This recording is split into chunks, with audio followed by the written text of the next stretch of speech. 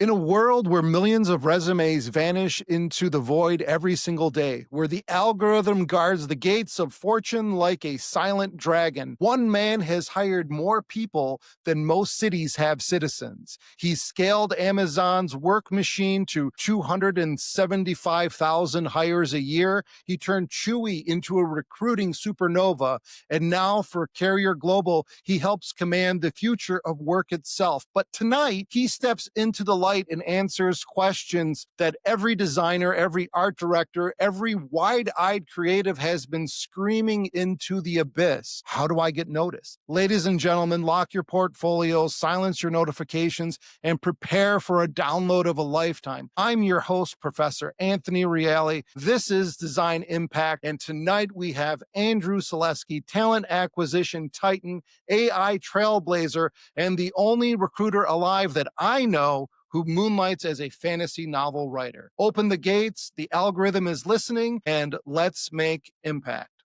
Welcome, Andy. Thank you very much, Professor. It's nice to be here, and looking forward to our conversation.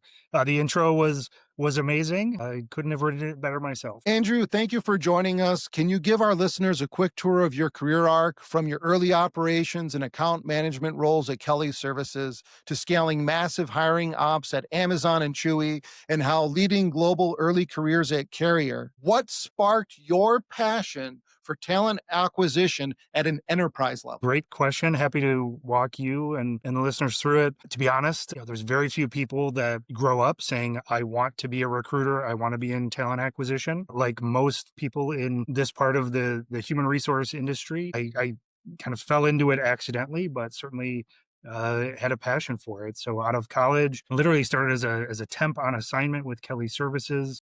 From there, after less than a year, I ended up doing payroll within the Kelly offices, and learned a lot of good, hard lessons with that, but slowly worked my way up and found I had a passion for things like data and operations, running metrics. But then once I got into the account management side, that's where I really feel like I hit my passion point in my stride. It's interacting with candidates, it's interacting with clients. And there I started off small, supporting one client in Dearborn, Michigan, but ended my career with Kelly supporting multiple very large clients across North America, and learned quite a lot along the way. But that allowed me to really step into that role at Amazon. When I started with Amazon, it was during their largest period of growth. Think of the Wild West from an e-commerce and logistics perspective. Could not open buildings fast enough, whether it's fulfillment centers, delivery stations, they used to call it Prime Now, all of those types of things. Could not open the buildings fast enough. And in order to open a building, you have to have staff to do that. And so I was fortunate to work with some amazing individuals. We had to build and scale at an incredible pace. And so my first year with Amazon, I was responsible for probably a few thousand hires at best. By the time I left, as you mentioned in the intro, my region of the organization was hiring over 250,000 people per year.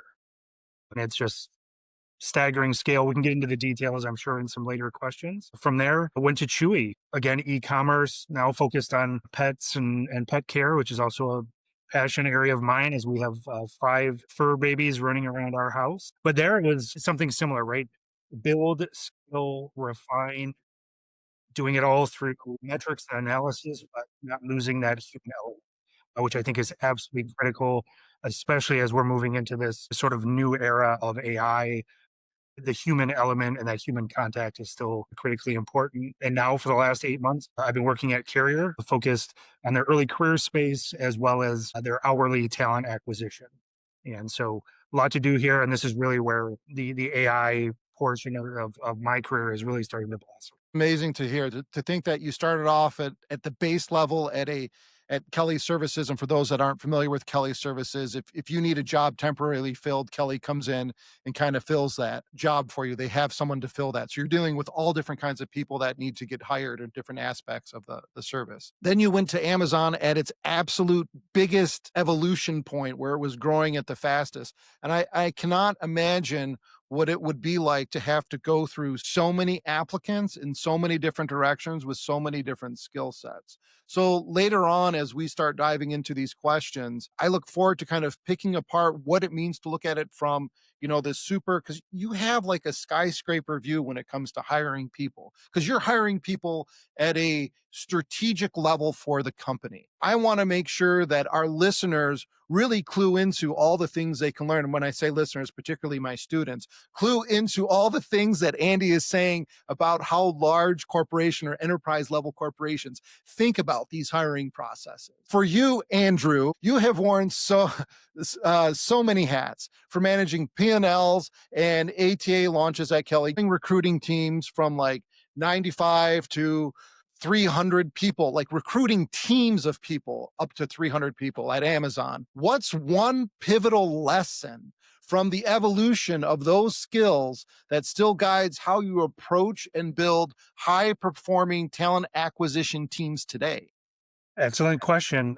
I think for me, one of the most critical when it comes to the team aspect is you have to trust your team members. You have to trust that through your own hiring process and your own decision making, you hired the right person for that particular role, whether it's an entry level role or it's more of a senior leader reporting to me. If I have to micromanage them, then I didn't make the right hire, or I'm just not an effective leader. But if you trust your team, trust the skills that they bring to the table, I have found great success in doing that. And that is something I would encourage every people leader to really lean into is look at your organization, look at your team, understanding everyone has strengths and opportunities, but lean into your team members' strengths. Trust them to do their work, set the bar high, and in most cases, your team will meet or exceed that bar. I hear you when you're saying this, and I think it's absolutely amazing that you're trusting your team. I do something similar with students as when I'm teaching them, I have to trust them to execute on their projects and process.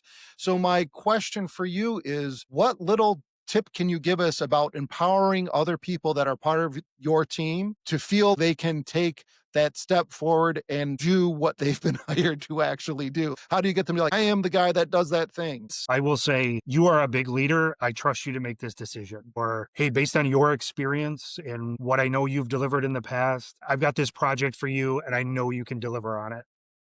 Let me know where you need my support. Let me know where you need me to remove barriers, but this is yours. Run with it. Again, I think you have to do that very early on in the relationship building process.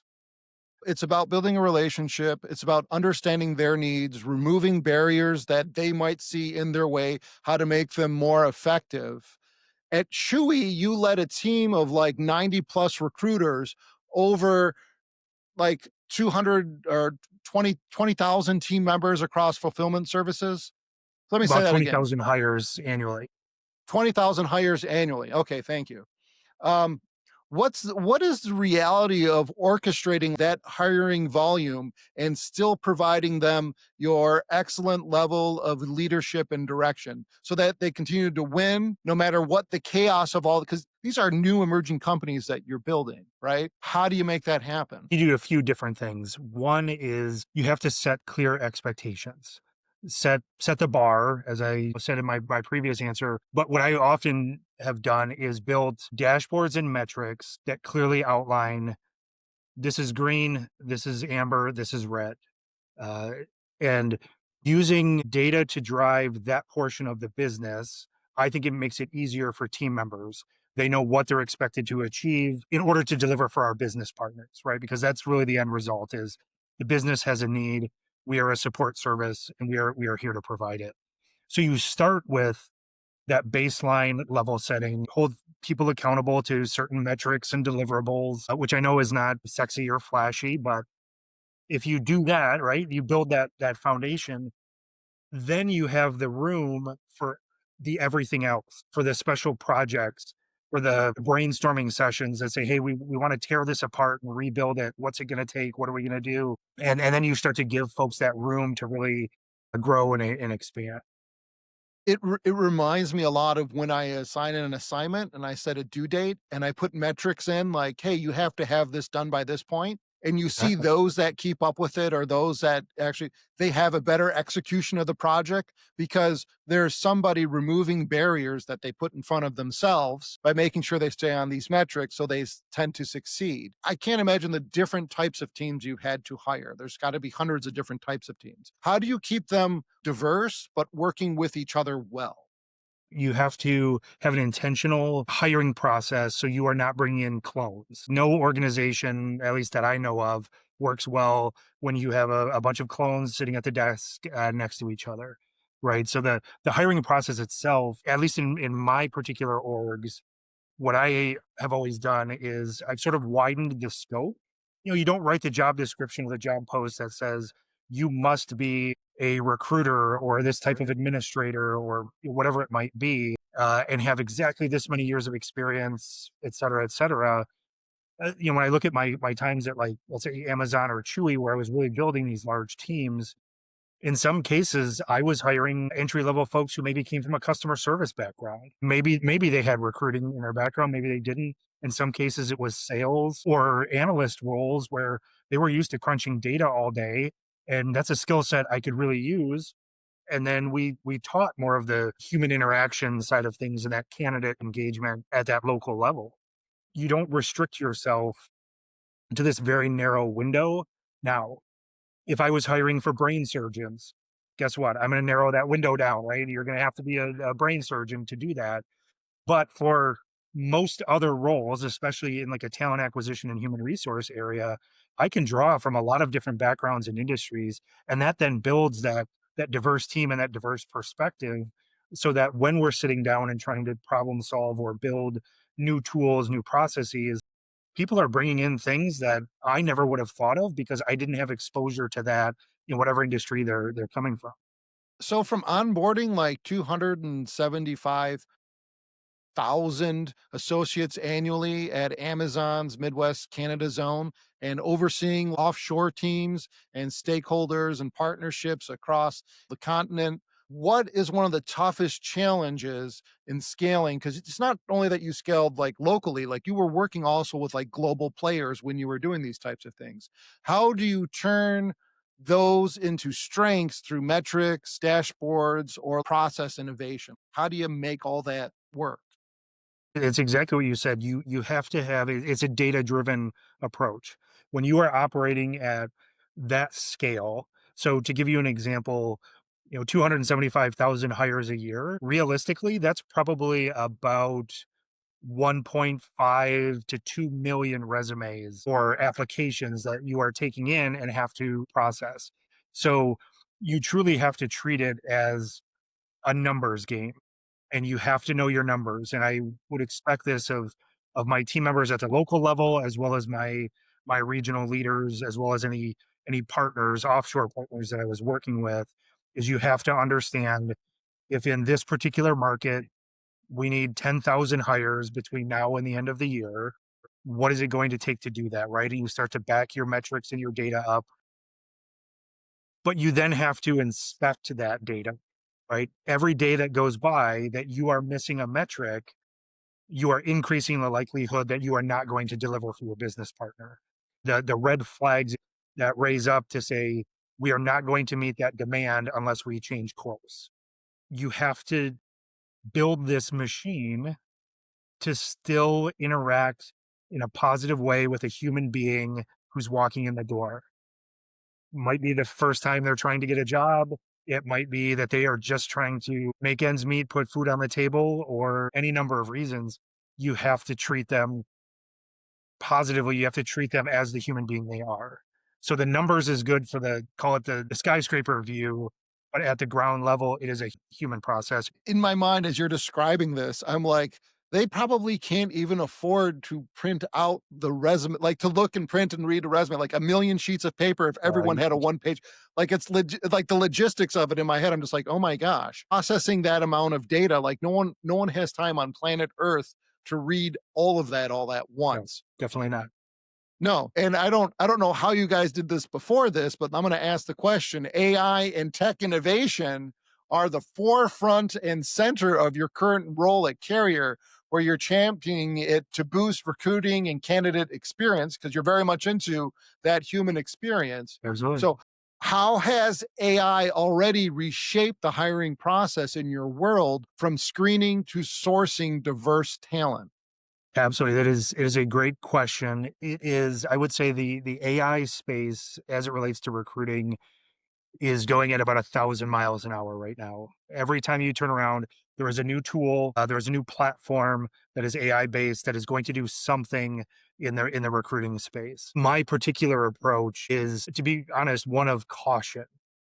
So if you go out and Google, you can find all sorts of lawsuits where AI had some bias built in that somebody wasn't aware of. But in the end, a lot of folks were negatively impacted one way or another. And this is occurring with some of the largest human resource information systems or applicant tracking systems out there. My approach has been cautious. Where I'm really pushing AI is systems that allow the candidate to apply faster, to get their answers to questions quickly, to schedule their interviews quickly and without barriers, and when they need to, reschedule those interviews without a lot of human intervention, but still giving them the feel as if they're being listened to. I won't necessarily name the particular tool, but we're implementing a tool that does just that. It's a conversational AI based system. It will talk you through the application, asking you very basic questions. It will then say, "Hey, Anthony, you're a great fit based on the way you answered. I'd like to schedule you for interviews. Here's the time. Here's the dates. Does this work for you? Hey, by the way, do you have any questions? Do you want to talk about benefits? Do you want to talk about pay or schedules? All of those things." And so for me, what that does is it's using AI to create a very positive candidate experience. But all of those things I just described are now steps and processes that the recruiters don't have to do. It's buttons they don't have to push. It's it's interactions they don't necessarily need to have so they can focus on other areas of the process. And for me, the AI isn't necessarily making a decision. That's where I think a lot of companies are kind of steering off the cliff is they're allowing the AI system to actually make a decision for them. And that's when you get into trouble. In my case, the AI is there to assist the process, make it faster for all parties involved. But at the end of the day, it's still a one-to-one human interaction and a human being that's making that decision that says, yes, I think we're ready to make an offer to Anthony so that he can come work in our location. One, I commend you for keeping the human as part of the interaction. I think if we always are only optimizing for dollars and not people, that has a limited life. So the fact that Definitely. you're doing that and from the top down, it has to affect the corporate culture at a large scale. So I'm sure that's having a very positive impact across Carrier where you're at now and creating that human handshake that exists while still not having to read a million pages at a time, right? So I deal with a lot of creatives and we have portfolios and pictures and images and intangible skills that often don't fit in predetermined category slots for entering into AR, especially from the visual backside. What type of suggestion, like how could we get that type of experience noticed in a system such as yours? So in my particular AI based system, it wouldn't necessarily look at the visual arts, right? It's not designed to do that. But there are other systems out there. What I would suggest is you need your portfolio to ultimately tell a story, right? It can't be this sort of flat two-dimensional thing. Look at this drawing I made right now, Anthony. You may or may not know this, but I have zero artistic ability.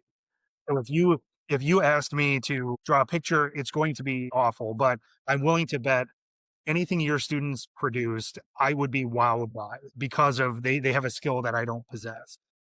But it needs to move beyond that. Anything you can actually submit into the system needs to tell the story of what type of artist are you? What type of mind do you have? And where possible, you need to build in elements that say, I did this thing and it solved this problem, or it generated this for company X or organization X. If you can build that into your portfolio, the AI systems will start to pick up on some of those story elements. And we can either talk now or later, but I can even tell you about some AI based sourcing platforms that are starting to pull from a variety of platforms, such as GitHub or Dribbble or Stack Overflow and even X. So don't just view your portfolio as this one thing I have in this one file. View your portfolio as everything you have put out into the world, because the AI systems are now pulling from all of it. I hear what you're saying, and I think it's interesting that AI is looking at that. You know, one of the huge, and this is something you might not be aware of, one of the huge apprehensions from artists is I want to preserve my authentic voice, and I do not want AI to overwrite all of this creative content that I originated. There might even be, for some of them, an apprehension or a fear to digitally share their portfolio into a system that's going to evaluate it, because it then gets stored as part, like they've given up some of that intellectual creative property that they've created, and it is now sourced and trained upon. Are there any types of gateways, metrics, privacy, copyright stuff that you guys have ever thought about in your AI models to like protect what people are submitting from it being scrubbed and or used? Yes. So the majority of systems, whether AI based or not, are essentially, think of it as a closed ecosystem. My company or any of the organizations that I've worked with, our data is our data.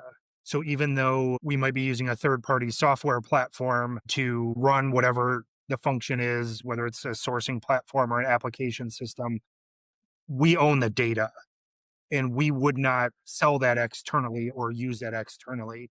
There is a lot of risk, I would say, in setting yourself up for litigation if you are using candidate data outside of your immediate need to hire. So I hope that puts some of your students a little more at ease.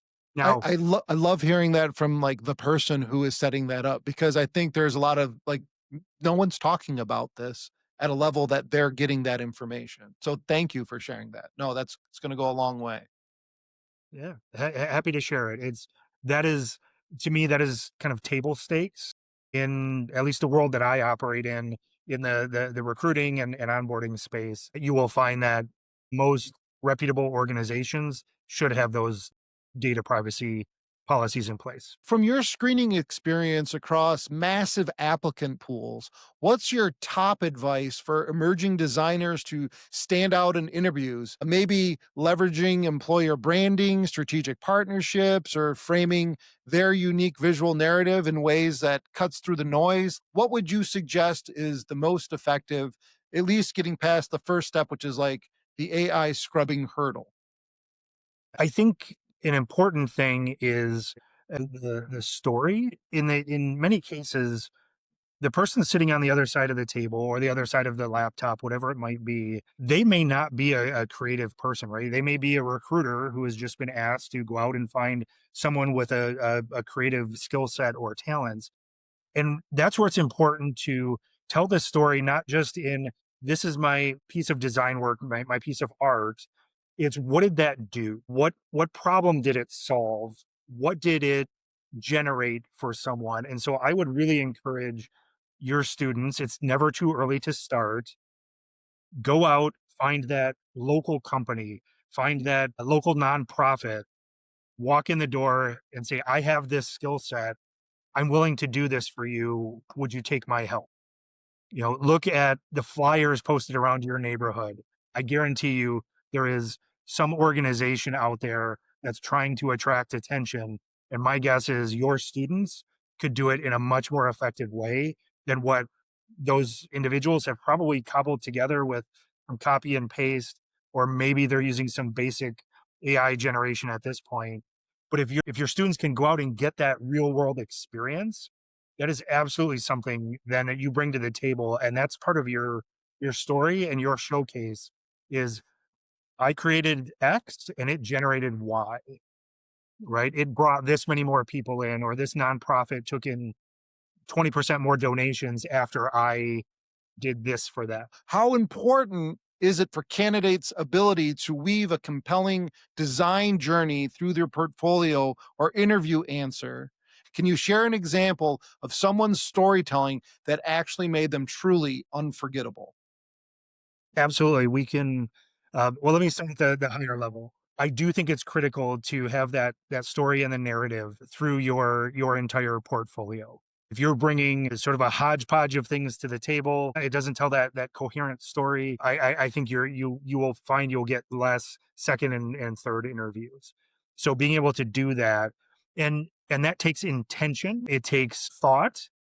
And you know what? You may have some amazing pieces, but if they don't fit the story that you're trying to tell, you may have to set those aside. And that's a hard decision to make. I'll translate that back to those that aren't in the creative arts or the design field. In my case, I could write a 50-page resume for myself based on everything I've done, but I have to pare it down. I have to make it digestible into a few pages that are either going to be reviewed by AI or might be reviewed by a recruiter if it's old school.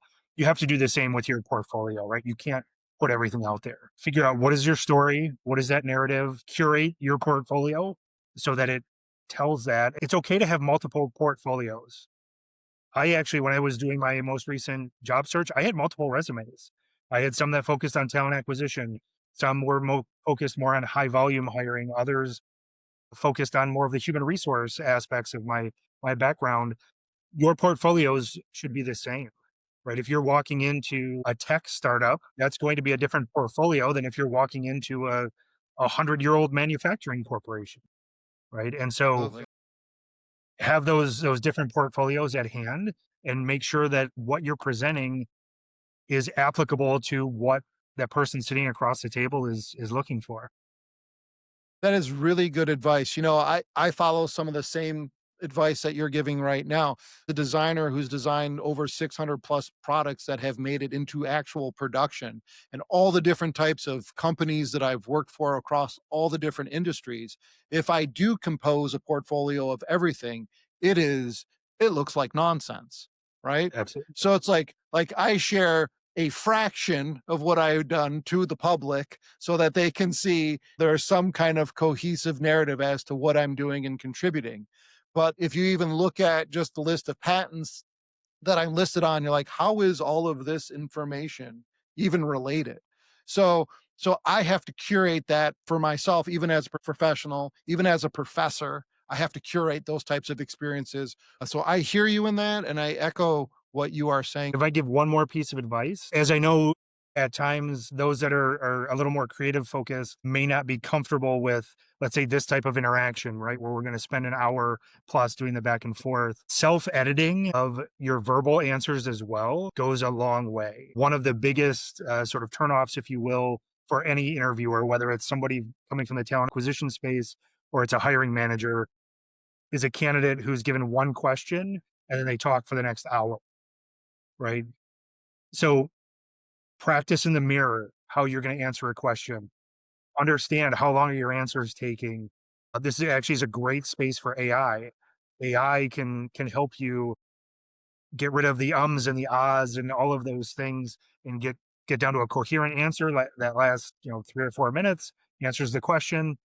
So it's that sort of self editing, whether it's your resume, your portfolio, or even your answers in a face to face interview setting.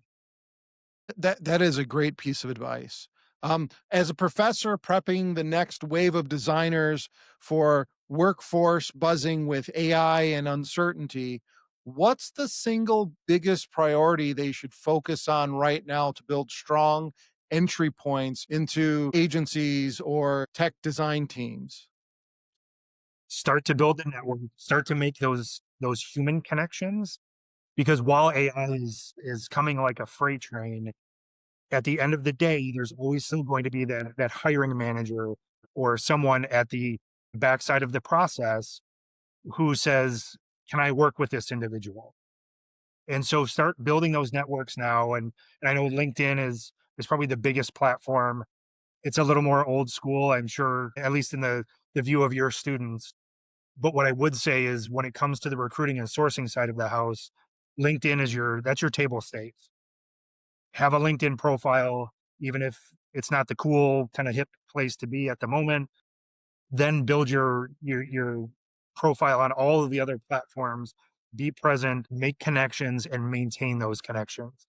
Follow the organizations that you respect and that you want to work for, engage with them on their posts, on their platforms, any sort of interactive events that they're having. You have to do those things in order to sort of rise to the top, and to have that network you can lean into when you are ready to step away from school and start your professional career.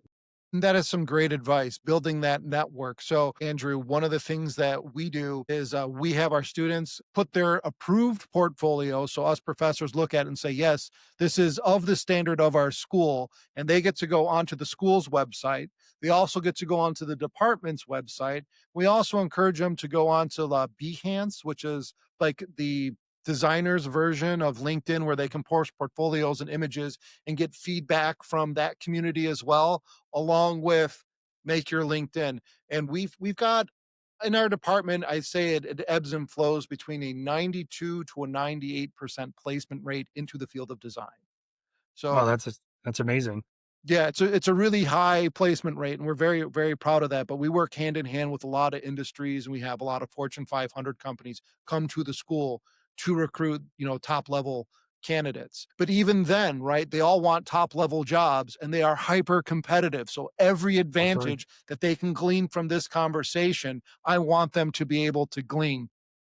Yeah, absolutely. And I'm glad you mentioned Behance, because one of the AI tools that is really exploding out there is a platform called Juicebox. It's geared towards recruiters, but it sources from 30 plus different databases, but Behance is one of them. And so if I go on to the Juicebox tool and I say I'm looking for a graphic designer with X amount of experience, I can even put in specific schools that I'm looking for. Their AI system will go mine every database they have, including Behance, like I mentioned, X and LinkedIn and GitHub and all of these others. And it will actually present not only the candidate to me, but it will present a summary, its own version of, hey, here's what this candidate did, and here's how I think it applies to the search that you just started. And I can see that, oh, I can click this button and I can go look at Behance, I can go look at X, I can go look at GitHub, and find that candidate and look at their work there. That is amazing that all that is available to you guys at the hiring level to filter through that. I can't imagine what it was like before, how many qualified or extra special candidates were missed just because of that. What are you hearing from your students, and what are you seeing on sort of your side of the process? Now, I know you just mentioned you have again with the school that you're associated with is absolutely renowned. It's an amazing institution, so you don't necessarily have a shortage of companies that are come knocking at your door. But what are you seeing and hearing from students? I would love to know sort of what are the pain points, the frustrations that they're having, and what can I do as an employer to remove some of those barriers in the process? Pain point number one, this is a different generation than you and I, right? Abs- The emotional burden of having to deal with a stranger is much larger than I think it was for us. And so when they reach out to these companies or they apply to these companies, the silence or the lack of return and response. And I feel like in your earlier addressing of this, you're like, this is a human interaction. I need to make sure like you're doing the right things to make them feel included. Unfortunately, Andrew, there's only one of you and you only get to work at one place. I wish more people like you worked at other places so that they could experience this type of like positive like hiring process from the top down. It really makes a big difference. So one, like treat them like a human. They want to be a human, right? Two, is the job real? There are some tax advantages to say that you're hiring, but then you don't actually hire. Like Absolutely. that is absolutely horrible to the people on the other end going, "Well, I'm the perfect candidate." Yeah. And we're not going to hire this position because what? And then it's like posted like a few months later, the same job's up and you're like, "Is this real?" So that defeats the workforce. The people that are out there putting themselves out there, especially for creatives, they feel personal ownership of what they have made because it's typically from their thought process, and they're making themselves vulnerable and exposed. And to hear crickets, a lot of them, especially as they're younger, they take that very personally. As for me, I'm like, oh, you don't like it, that's fine, what would you like now? Like, I'm okay with that kind of dynamic change, and that just comes with time. A process in which they knew the jobs they were hiring for was real, and they were actually getting a response from a person. And I know one just basic gripe is, I just made this beautiful resume, this beautiful portfolio, this beautiful presentation, and I got to go to every single website and retype in and enter all of this information again that's right here on this document that you said you needed. So I would say that's the other thing that they air their grievances to me about. No, okay. So those are all good. I appreciate the feedback. I'm going to take those kind of one at a time if I can. So let's start with sort of I think you were describing almost like the black hole. You're probably one of thousands maybe who have submitted. That's where your network comes in.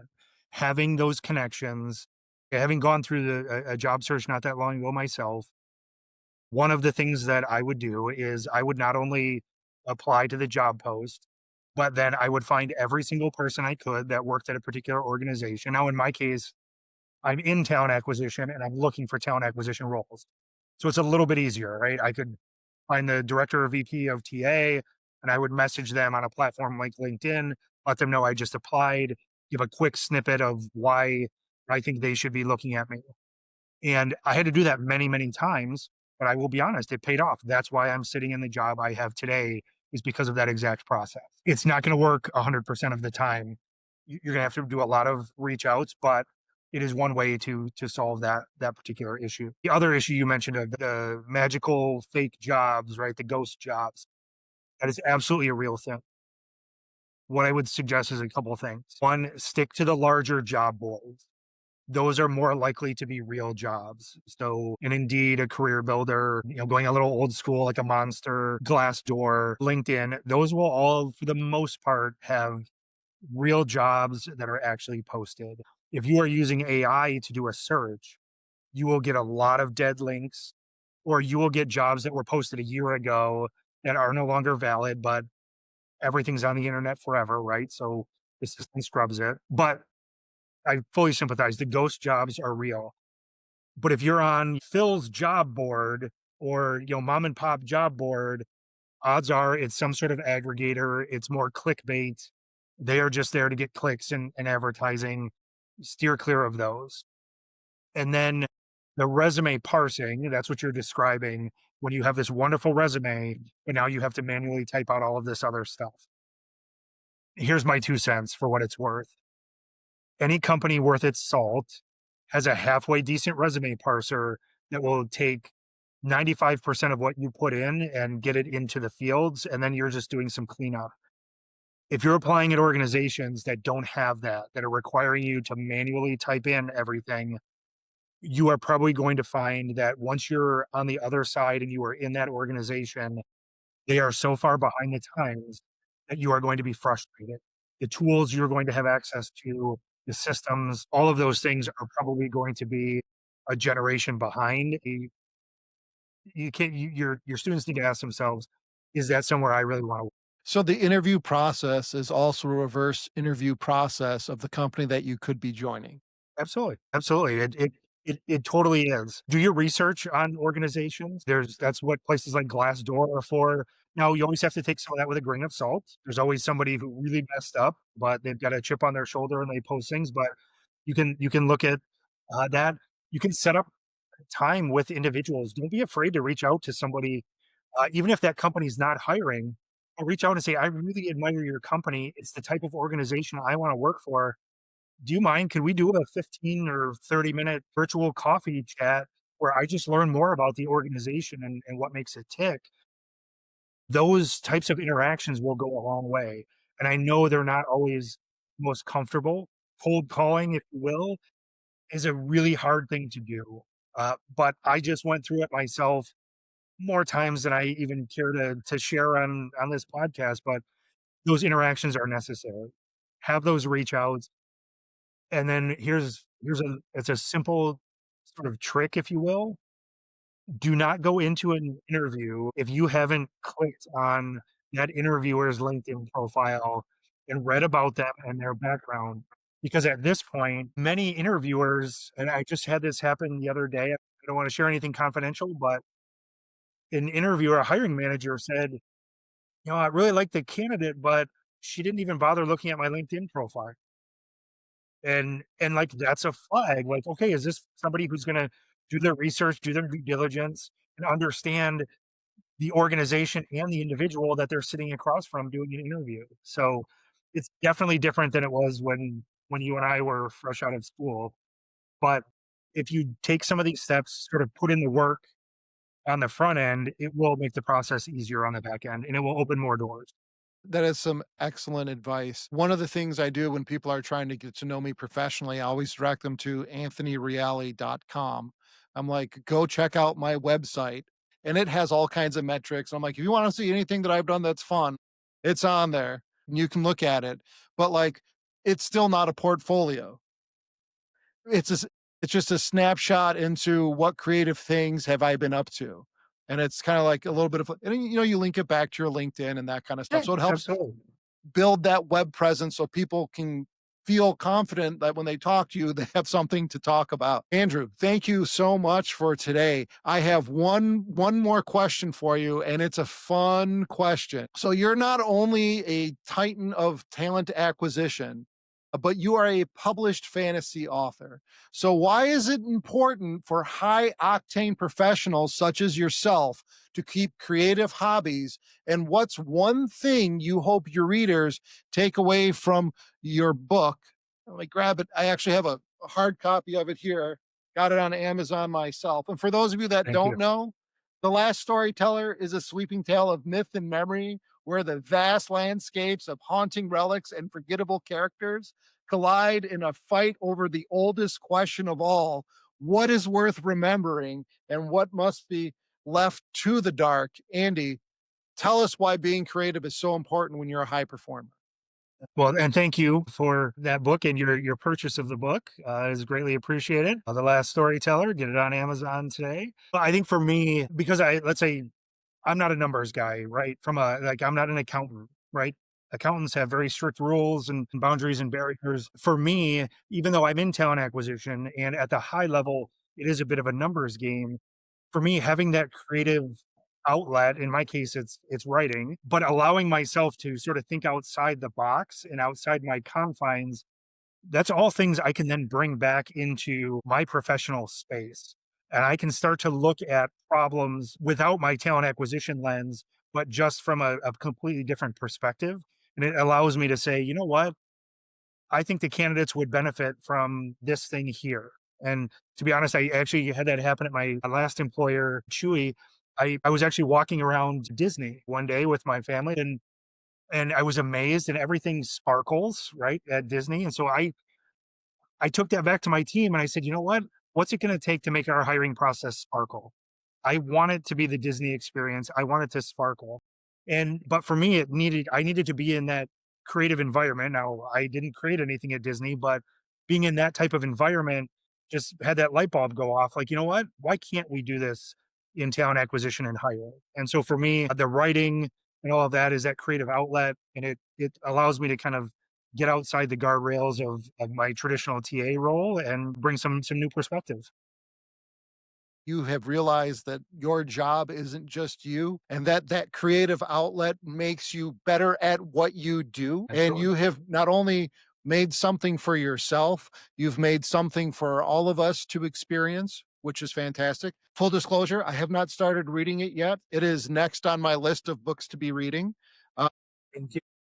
yeah, looking forward to it. And I love the genre of fantasy because absolutely anything can happen in that space. We are not limited by any type of budget or any type of constraints, but the fact that you found that magic and you wanted to pull it forward for the rest of us and for the rest of the people that you engage with is definitely something to look up to. Andrew, thank you so much for coming on the podcast today. It has been absolutely fabulous having you here talking about all of these different things. And this is going to wrap up one of the most explosive episodes of Design Impact we've ever dropped. Andrew Celeski just handed us the master keys to the kingdom on how to beat the algorithm and tell stories that stop scrollers dead and to turn your portfolio into a weapon of mass attraction.